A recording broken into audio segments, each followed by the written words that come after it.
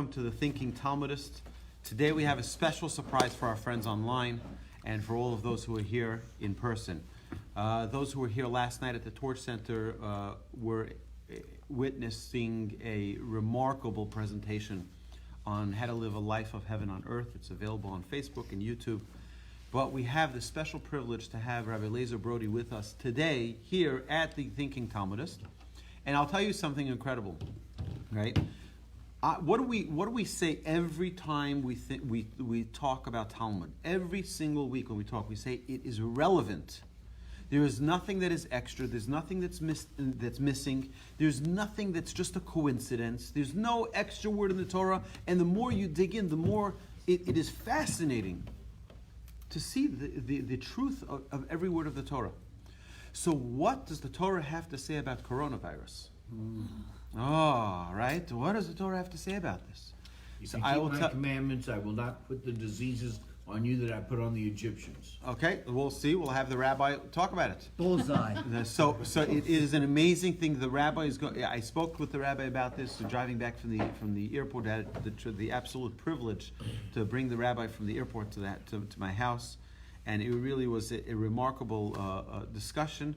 And I want everyone to just enjoy this. So without any further ado, Rabbi Brody.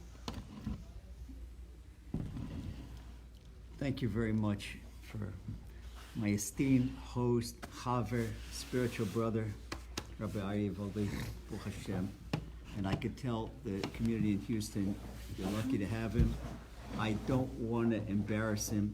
The Talmud says that you're allowed to say a portion of a person's praise in front of him and all of his praise behind his back. So I don't want him to leave the room. I want him to be here. Baruch Hashem. I'm going to preface today's lesson with saying what we learn in the Zohar, which is Jewish esoteric Torah.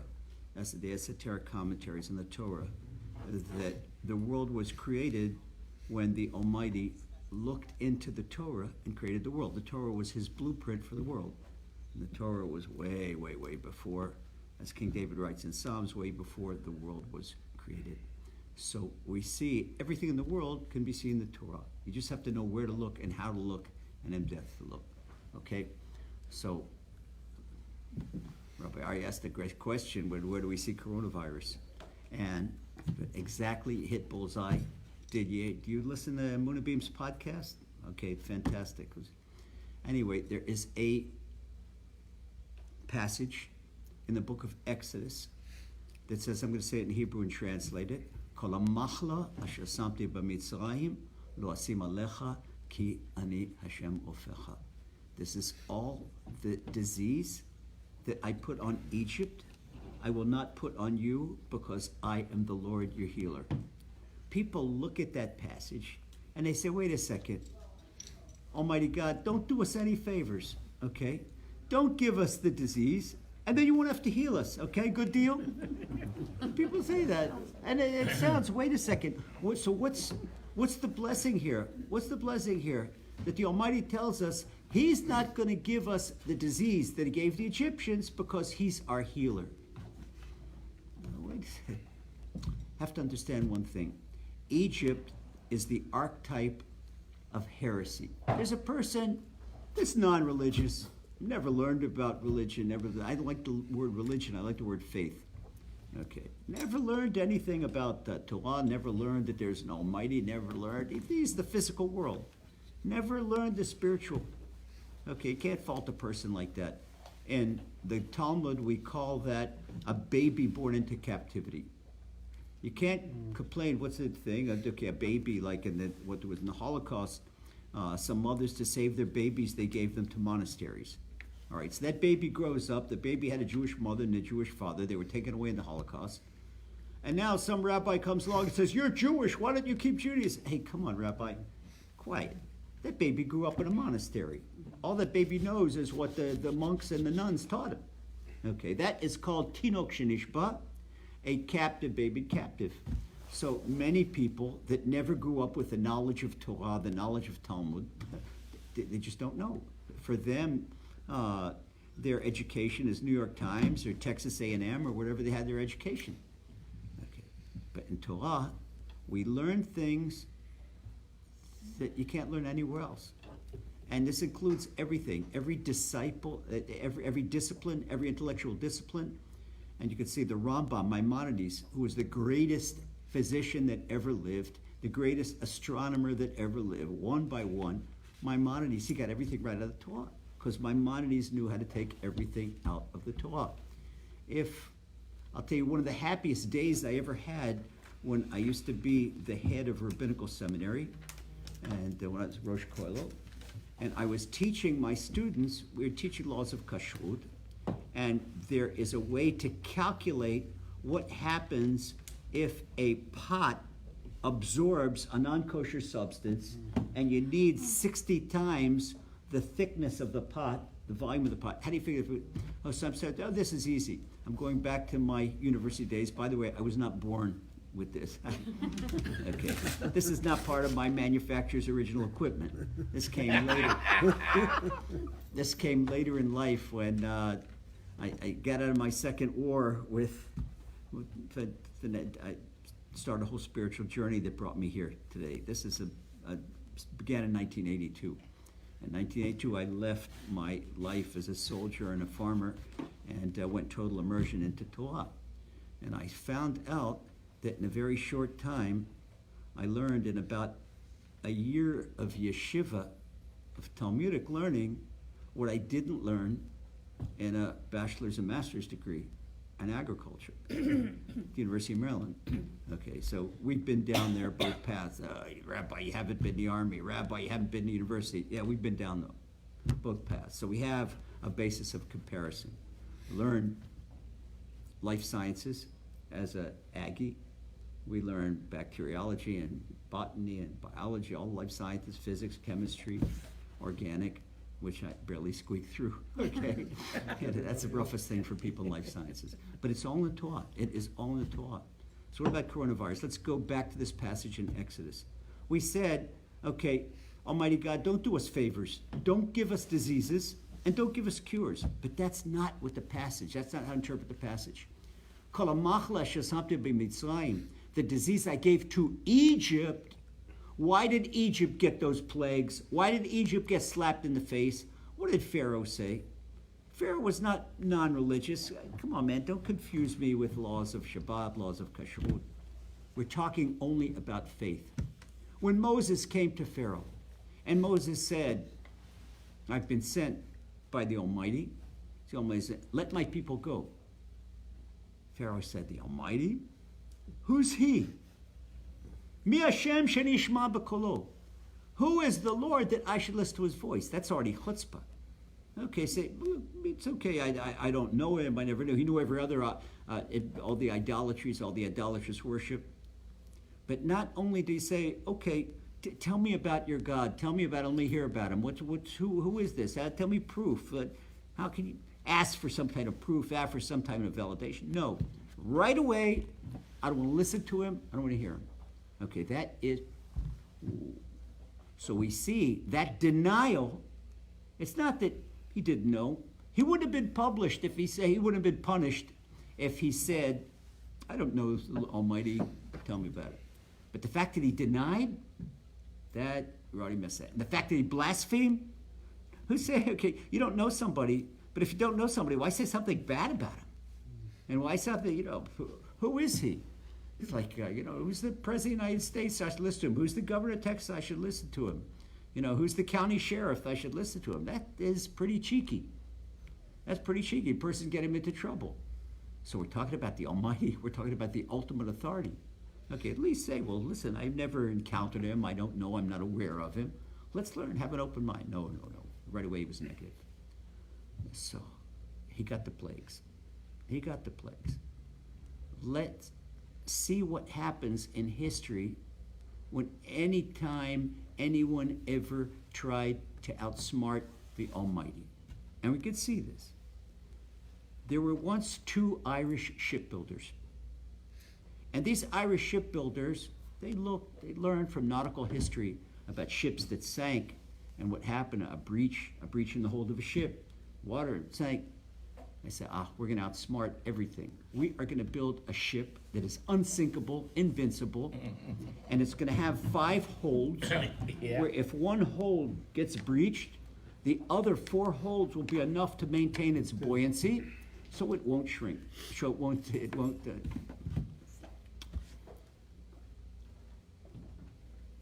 That ship is called the Titanic. This invincible ship sunk on its maiden voyage. Year 1912. Yep. Let's fast forward another 54 years.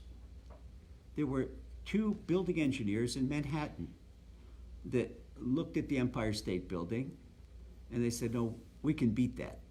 That's old-fashioned concrete and conventional construction. You can't go any higher because the weight of the concrete, it just would collapse. They could go, went as high as they could, and then you put the spire to make it even higher to win a Guinness record. They said, we're going to do better than that. We're going to do better than that.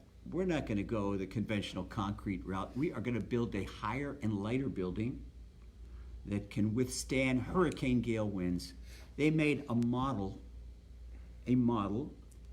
simulated model, and put it in a simulated wind tunnel. And their model at the 140th floor withstood more than grade 5 hurricane winds, which are 150 miles an hour. You ever been to a really high rise like in Mexico City, Panama, Miami Beach? They all live in 40 floors. And you get up there when it's a windy day, especially in Chicago. On Chicago, you had a high rise, that's why they call it Windy City. You could feel it rocking a little bit at high floors. You remember that? Oh, yeah. For sure. So you could feel. No, they said up here, by their model, gale winds is not going to make that building budge. So what they did, they took steel, and they took 10 centimeter, like 4-inch thick steel, and made it into a double lattice, like ladders. And then they took 2 buildings that would support one another, and they built them up, and it could be a world record, and that could be 102 floors like Empire State Building, 140 floors, and a world's record. But they didn't take into account molten airline fuel, what it does to steel. That building was called Twin Towers, the World Trade Center. And whoever dreamed, so they said could ever knock our building down. We're invincible. This building is for posterity. And of course the United States used that. This was the symbol of American economic power. What happened in the hit of 9/11? I was born in Washington, D.C. I grew up in suburban Maryland. When we were 11 years old, we got sent home from school. It was the Bay of Pigs, John Kennedy. Everybody thought that the Cubans were going to attack. Everybody thought, and it was unbelievable. We all got sent home from school. But I remember our teacher in the morning said, kiddies, don't worry, okay? We live in Washington, we've got the Pentagon. You know why pigeons don't fly over the Pentagon? This is what my teacher told us in 6th grade. Pigeons don't fly over the Pentagon because if anything goes anywhere near the Pentagon, a missile goes up and knocks it out. So all the pigeons know that it's dangerous to fly over the Pentagon, so pigeons don't fly over the Pentagon, and certainly not aircraft, certainly not that. Yeah. So this one morning in 9/11, we're the greatest economic, this is, the Torah says, Kochivot Sam Yadi, don't ever say the might of my right hand. Your power comes from the Almighty. So here, the Twin Towers is the symbol of American economic invincibility, and the Pentagon is the symbol of American military invincibility. America never lost a war. Okay, you could argue that. I'm saying where America had to surrender, like the Germans in World War II. I'm saying that's what I'm defining as a loss, or like a country that outright lost a war. Okay, yeah, Vietnam or and everything else, Afghanistan and everything else. I didn't say they never won a war, but they didn't lose. Okay, so the Pentagon was their American invincibility, and here in one morning, a couple of terrorists knocked this out and knocked that out, knocked down Twin Towers, and burned a third of the Pentagon. So you could see, you don't say I'm invincible. See, back home, in Israel, have the same thing. We have the observant population, the believing population in Israel is only 20% of the country. There's maybe another 30% that's traditional, but there's 50% that's influenced by the left. That's why we're going now to the third elections. I'm leaving Houston to go back home on Sunday afternoon, and I get home Monday, 3 hours before the polls close. This is our third election in 11 months. Okay, but what happens? We have the non-believing Israel. The Almighty has given us a lot of land. You know what the Intifada means? Intifada is the uprising. It's the Arab uprising. It started with rock throwing. This was a message for us to wake up and come back to the Almighty and His Torah. People didn't wake up. So the Almighty had to turn on the volume of His call. Wake up, my children. And the rocks turned into knives. And there wasn't yet a national wake-up program. Really, what the Almighty wanted is that Israel should have a national torch, okay, national torch center. Israel should become the torch center of the world, you know, and say just what the Rabbi is doing so beautifully here in Houston and in Texas. That hey, this is in Houston, yeah, and Israel, no. This is what the Almighty wanted, but but instead, going against the laws of political correctness, just like the leftist political correctness here. I'm not political. I'm talking about Torah and not Torah. I don't mean left and right, Democratic, Republican, political, but I'm talking about liberal and conservative values. In other words, when Torah calls certain things an abomination, and now it's the style, I couldn't believe it. I was coming here from Phoenix, Arizona. When I came from Los Angeles, and Los Angeles Airport, men's bathroom, woman's bathroom, non-gender bathroom. Non-gender. It's crazy. They're crazy. You see things that the Torah calls an abomination. Men, women. The first mitzvah in the Torah, be fruitful and multiply. Take yourself a spouse, raise a family, make the world a little bit better than you found it. Okay? That's all this.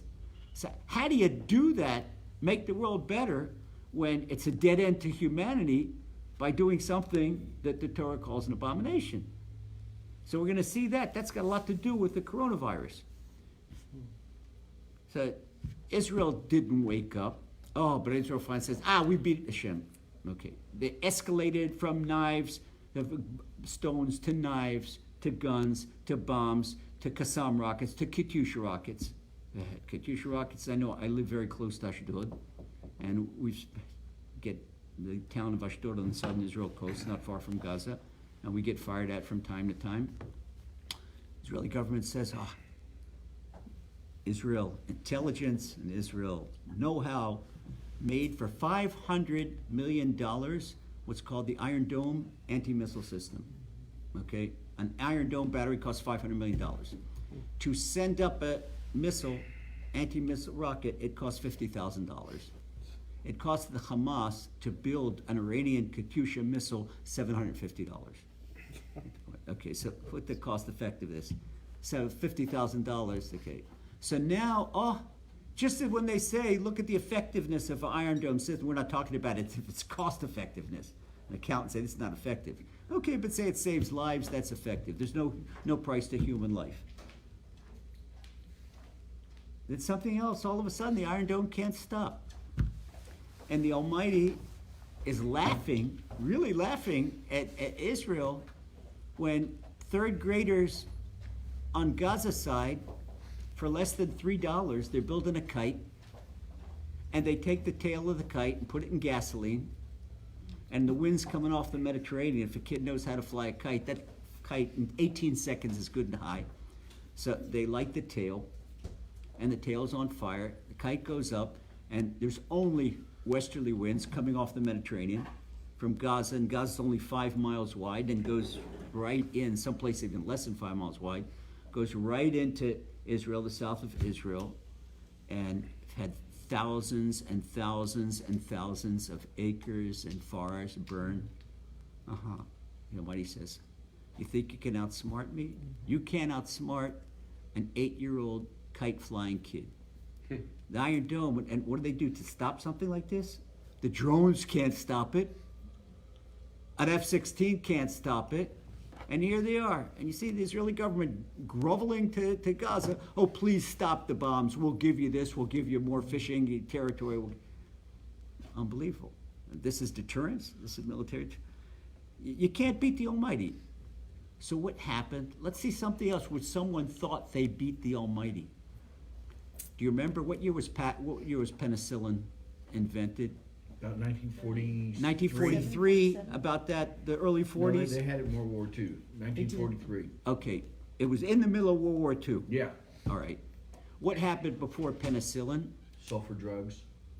There was Yes. a nasty A lot of that. communicable disease Oh, the 1908 Spanish influenza. that was a nasty communicable disease by illicit relations. It was called venereal disease. Okay.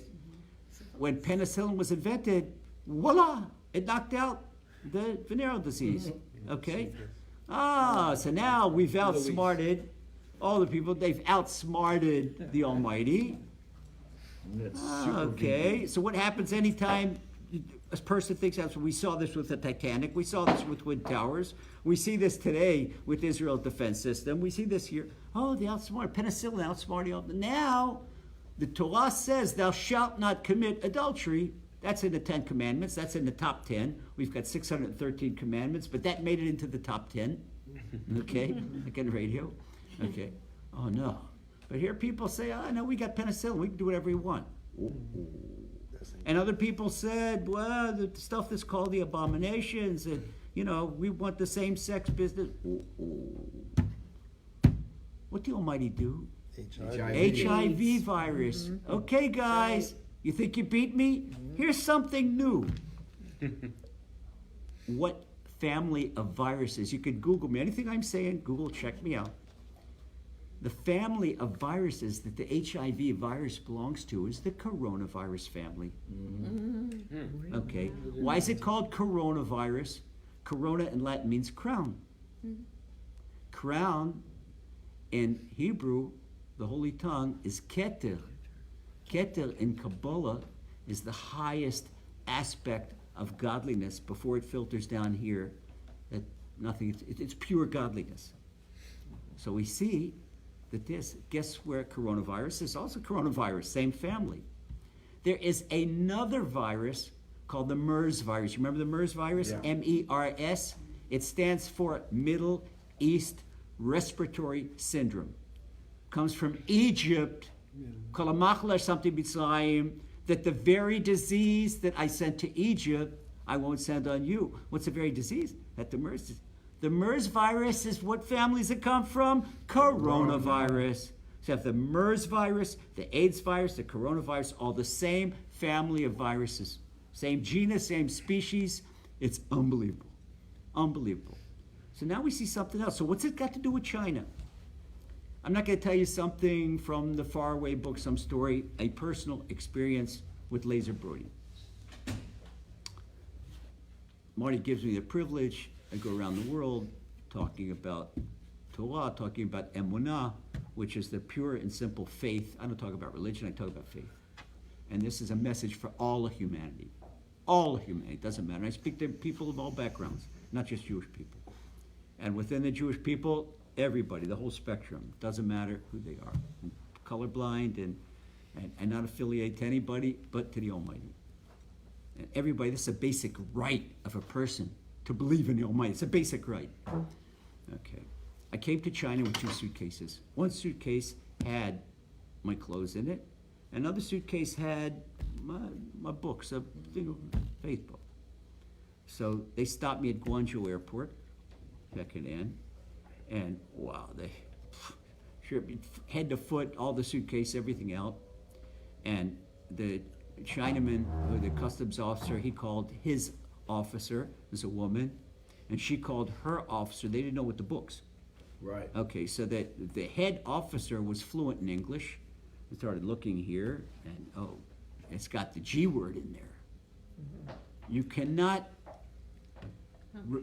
belief in God is outlawed in China. Right. China is official communist country, and you're not allowed, a person is not allowed to believe in God.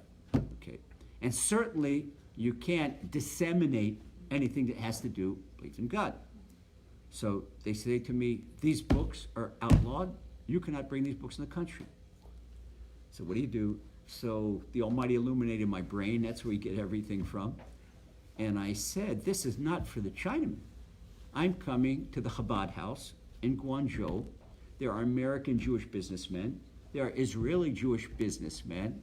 And they don't have the wherewithal to practice their religion. I'm bringing, this is a spiritual care package for them. This is not for your people. Okay, they have the right to foreign nationals. They thought back and forth, they're arguing in Chinese back and forth. One woman says you could come in, but have to sign a paper that will not take this out of the Chabad house, only to the Chabad house. And a warning, a very stiff warning, sir, if you are caught spreading one of these little books on the street to a Chinaman, you are prosecuted. That's it.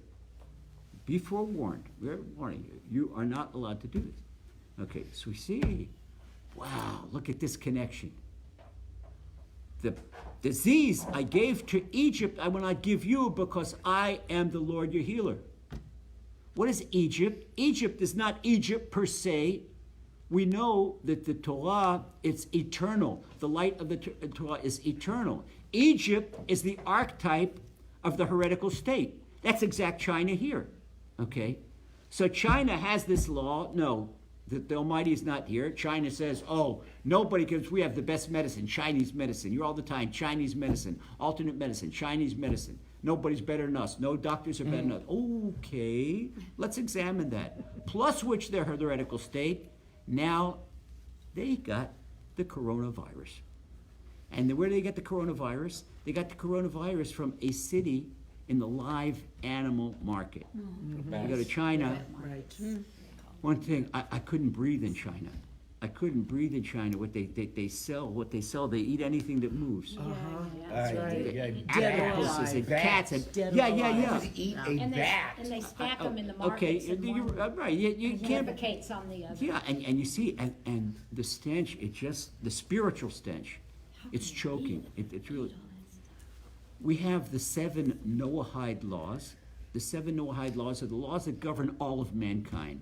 Not to kill, not to steal, to have a system of courts, not to commit adultery. We have these, not to blaspheme. 7 Noahide laws that command. One of the laws, 7th law, is not to eat a live animal. But the animal has to have ritual slaughter, humane. And nothing is more humane, kosher slaughter. The animal doesn't feel anything. You know, people say they want to outlaw kosher slaughter. Kosher slaughter, I learned to be a shochet, and once when I was doing shechita, because I had to learn everything that a rabbi of a say needs to do, how to write a sefer Torah and a shechita. Once I pick up a chicken, and before I slaughtered it, the chicken's got blood on its neck. He said, that's weird. The chicken before, when I was holding the chicken, and I nicked my thumb, I couldn't even feel it. And my thumb was bleeding profusely because this knife is nickless. No blemish. Okay. And I see the blood on the chicken. I was holding the next chicken, and I see blood on its neck. How can that be? I didn't slaughter it yet. And I found out, it's right here. You can't feel it. Chicken feels nothing. Chicken dies from a loss of blood. Or the animal dies from a loss of blood, not from electric shock. Because you see the difference between electric shock and the animal, you have bursted corpuscles in the thigh of that animal or that bird. And you don't have that in kosher slaughter. Yeah, it's a very, very, very humane. So here they are. Nobody, a Jew or any other Jew, is allowed to eat anything without slaughtering it first. Can't hit the animal over the head and that's what they do in China. It's crazy. So this is where the coronavirus started. So you got everything. What the Torah says, that the disease I shall give in Egypt, in other words, any Egypt prototype country, which China fits the bill. Today's Egypt is not the Egypt of yesteryear. Right. Today's Egypt is not biblical Egypt. It's a complete different people. It's a different race of people. That's right. Yesteryear's Egypt no longer exists. It's like yesteryear's Vikings and yesteryear's Sparta no longer exists. Today's Greeks are not the Greeks of Sparta. Okay, Sparta, no. All these people, they disappear, and we're still here. We're still here. The Jewish people, we're still here despite the Inquisitions, despite the Holocaust. Why? Because of our Talmud, our Torah. Tells us. So that's the news. Here's the good news. The coronavirus is given, the disease I give to Egypt, heresy. Anyone who is a denier, a heretic, exposes himself to this type of disease. You can see the Torah doesn't have to wake up a person who's woken up. Any person who believes or strives to believe or wants to get to know to believe is actively thinking. Look at, like we said, that's why I mentioned the Tinok Shenishba, the baby that was born into captivity. Even a person that's not religious, but he wants to know, what's in the Torah? What does it mean, emunah? What does it mean to believe in God? What are the ramifications? What does this affect my life? Oh, you're a seeker. And I can say one thing, everyone at this table is a truth seeker. The moment you're a truth seeker, this doesn't affect you at all, because this whole virus, I don't care how it spreads, Ani Hashem Ofecha. The moment you know that the Lord is your healer, you're free. You're free. The coronavirus will not, people say, what are you, lazy? How can you say that? You can say that because you mean the Torah. This is what the Torah says. Hashem doesn't have to wake you up. The Almighty does not have to wake you up. This is for something completely different. This is for the Chinese people, and this is for all the people that are out there denying. And as we are getting closer and closer and closer to the full redemption of our people and revelation of Messiah and everything, all the good stuff that we look forward to, this is what's coming down. This is what's coming down. It used to be that the divine was much more concealed. And you could see it. There's big miracles going on nowadays. Big miracles. The person just has to open up his eyes and see. Open up and see. You know, and people ask me all the time, how can there be this if there's God in the world? I say, how can there not be this? I'll tell you a little story and you'll understand. A guy goes in, it's a parable. It's a Lazer parable from my head. Okay? This is, a guy goes into a shoemaker. And yes, he's got a torn sole in his shoes, but the top of the shoes is pure leather, very good. And we can change the soles. Go. Instead of buying another $200 pair of shoes, it's going to cost him $20 to fix the sole. Good deal, brand new. Says shoemaker, look at my sole, fix it. Okay, shoemaker says no problem. And while he's fixing it, the shoemaker says, hey, you know, what's that skull cap you got? And he says, I'm a practicing, observing Jew, and that's it. He said, what do you mean, you believe in God? He says, of course. I believe in God, I believe in the Torah. He says, that is such garbage. Shoemaker right away starts talking religion. Hey, you want to talk to me? You want to get arguing? Fix my shoes and let me get out of here. Take your $20. Let me get out of here. Nah, if there were God in the world, there wouldn't be sickness, there wouldn't be war, there wouldn't be anything else, there wouldn't be strife. Look at the poor kids, look at the special needs kids, look at kids that are artistic and kids. This is a God to make people like this is a God that allows murder and rape and robbery and all the bad that goes in the world. This is a God. He says if there was a God, there wouldn't be any war. There wouldn't be any sickness. There wouldn't be. Guy said, come on, man, just fix my shoes. He doesn't argue. Right? Just argue theology. I'm not the debate society, you know, and the debate team at Texas A&M. Let me go. All right. So he finally gives him his shoes after he's give him a headache and a puffed ear, a cauliflower ear. The guy takes his shoes and he goes out in the street and he sees this homeless guy out in the street. And he's got these torn shoes. So he comes back at the shoemaker and he says, there's no such thing as shoemakers. He says, what do you mean there's no such thing? I just fixed your shoes. How can you say something like that? What are you, dumb? He says, there's no such thing as shoemakers. If there were shoemakers in the world, there wouldn't be a guy with torn soles out in the street. So shoemaker says, you know why he has got a torn soul? Because he doesn't come to me. And he says, yeah, that's why. So the practice you said, that's exactly why the people have torn souls, S-O-U-L, because they don't come to me. Ah, That's yes. the best I've ever heard. Okay, Well done, Rabbi. that's it. So I think, do we have time for a couple of questions? I would think, when I had my radio show on Israel National Radio before I started traveling around the world, the producer told me the mouse law in mass communication. What's the mouse law? When you see a mouse going on the floorboards, under the floorboards are another 50 mice. Okay, so I say when we're sitting with a group and we have time for Q&A and ask the group, if anybody has a question, ask me now, because afterwards, the rabbi get a lot of emails and questions and something Shabbat. We can answer them right now. And if you're embarrassed, you don't want to ask, you think, I promise you, the question you want to have, the question you ask, everybody else around the table wants to ask the same question. Okay, so don't be embarrassed. And if we got the time, let's take some advantage of our time together. And meanwhile, I'll make a blessing on the water. You got this problem with flesh and blood. Okay, not a silicone throat. So if you're to think for a moment, ask me a question, anything you like, on Torah, on faith, on Judaism, on politics, on microbiome, whatever you want. If I know the answer, I'll be happy to share it with you. So, Rabbi. One second, let me make a blessing. Sure. Everybody say Amen. Baruch atah Adonai Eloheinu melech haolam shehakol niyeh bidvoy. Amen. Wow, what a beautiful name. Yes, what's your name? Howard Schreiber. Hi, how are you? Good. Fire away. Glad you're here. Thank you, I'm glad to be here. It's a privilege. It's a privilege for And us a to pleasure. receive you. Thank you. Thank you. So, are you saying that the coronavirus will not attack those of us who are, have faith in God and who are following? So all of us here don't have to worry. Yeah, I say that you don't have to bother face masks and gas masks and all that type of stuff.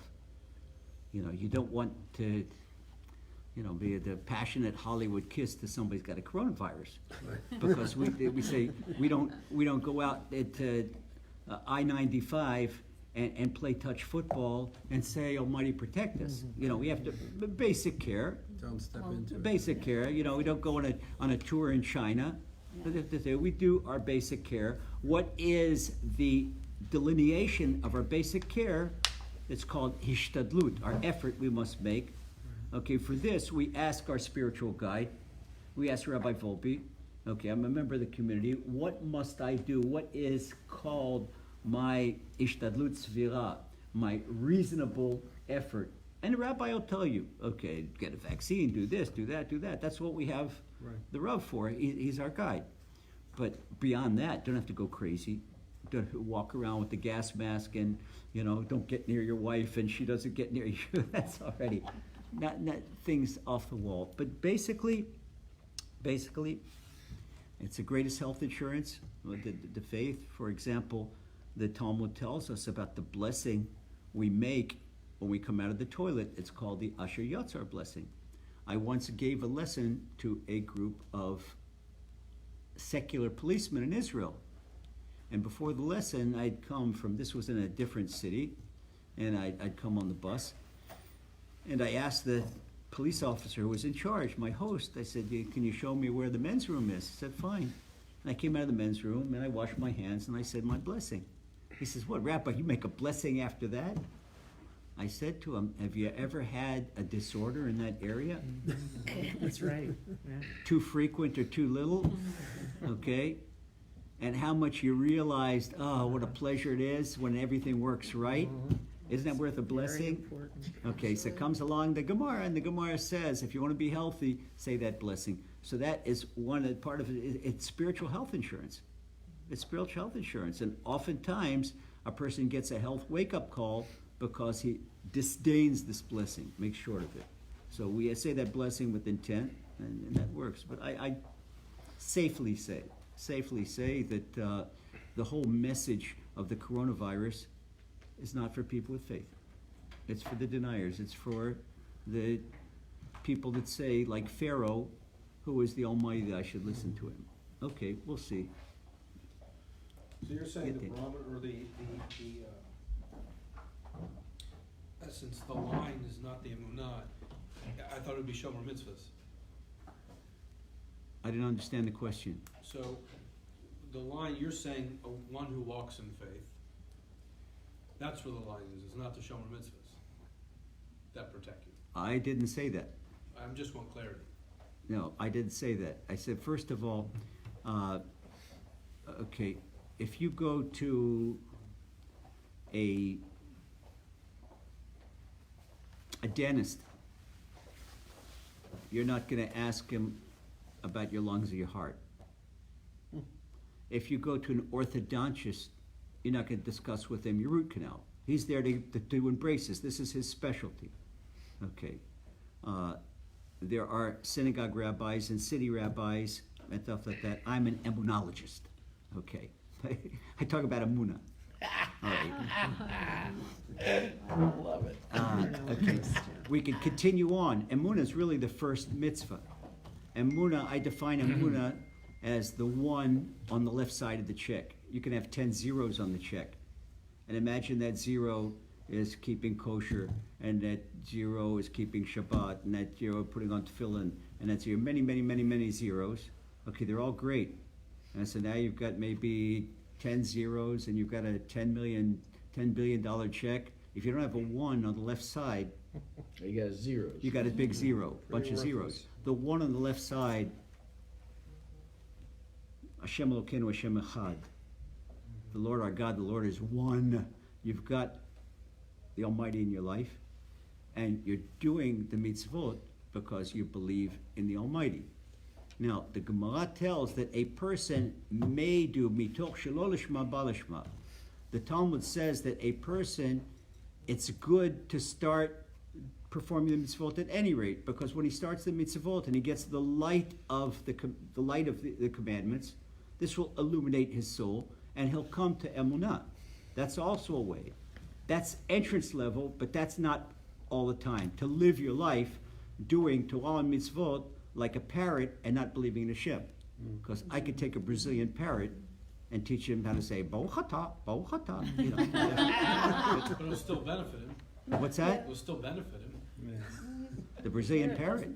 Him too. It doesn't make much of an impression in the upper world. It benefits, but not if you stay there. It's fine as a starting point. Here. Wow. Wow. This is unbelievable. But this has the Asher Yotzar prayer in Hebrew and English, and it talks about, these marvelous machines work only with God's help. Look at that. You know what I'm saying? Boy, Oh, yeah. Rabbi, what else do you pull out of your sleeve? It's a magician. Look at this. This is gorgeous. Here, take a look at this. Pastor. Yes. This is gorgeous. Yes. Did I answer your question? Doesn't sound. All the wonderful work that's done here at Torch. with Thank our you. great Thank you. rabbis. Thank you, Hashem. Thank you, Rabbi Wolbe. We all come here. We're all at different points in our journey. What can we do to help our fellow Jews who are out there and we see that they have turned away? And sometimes I feel like I don't know what to do to help them. Let me give you an answer, and the answer's got two parts. I'll start with the parable, and then I'll go to the practical. That's a beautiful question. Everybody heard the question? Yeah. Okay. You're walking in the park, and you see this homeless guy sleeping on the park bench. And he's got this disheveled red hair. He's maybe about 28, 30. And he's got tattered clothes and torn shoes.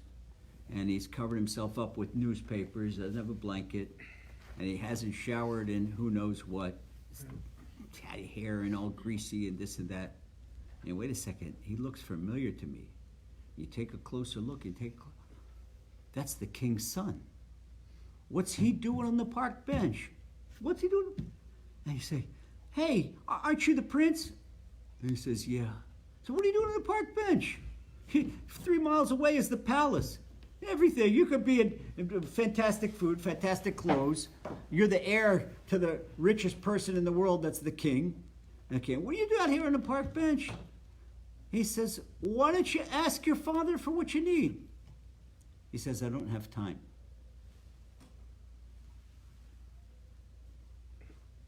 I don't have time. Last night, ended our list. We're talking about heaven on earth. And boiling heaven on earth down is having your own personal relationship with the Almighty. You do. You do. Okay.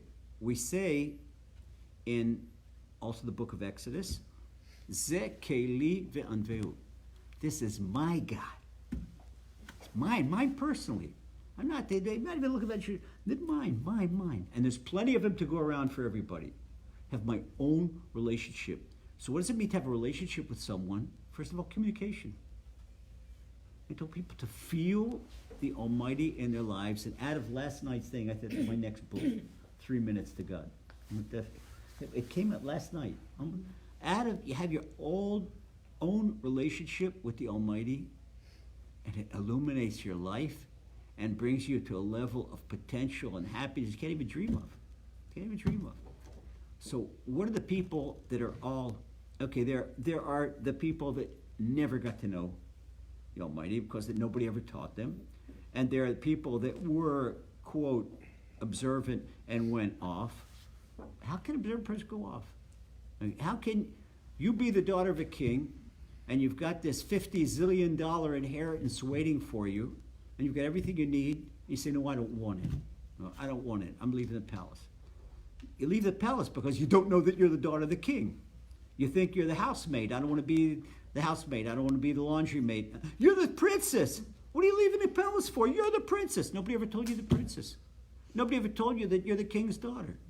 And what the ramifications. Nobody ever told you the king's son. You're the king's son. You do. Okay. So now we come and I noticed it. Just so to your question. I sat down and I decided to write a little book and make it digestible for people because this is what I deal in. The specifics of the commandments, putting on tefillin and keeping Shabbat. We have wonderful rabbis. You want to know what it means? How do you make your house kosher? Yes, Rabbi will be. How do you keep Shabbat? Yes, Rabbi will be. You want to know the particulars of Torah? You come to his lessons. Okay, right there. All right, I don't have the time to go into this. That's also not my job. Okay, we are like a team in the Air Force. One guy's fixing the munitions, one guy's fixing electronics, and we're all flying the plane. We have different jobs. We're Hashem's army.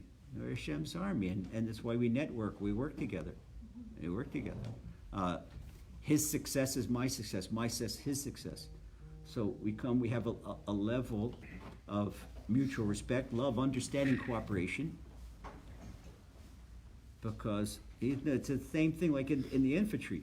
In the infantry, you better like that guy in the artillery. Not you go, I work hard at him. He's going to pull you out of the fire. When you need that artillery help and it comes in, wow. I need the guy, the Air Force pilot, everybody, we network together. That's a class thing of networking. And the reason the temple was destroyed because of intramural hate. Mm-hmm. So it better start, at least the spiritual guides ought to be together. Like if it were lawyers compete against one another, doctors compete against one another. And there are even rabbis that lack spiritual awareness, that they want to be the big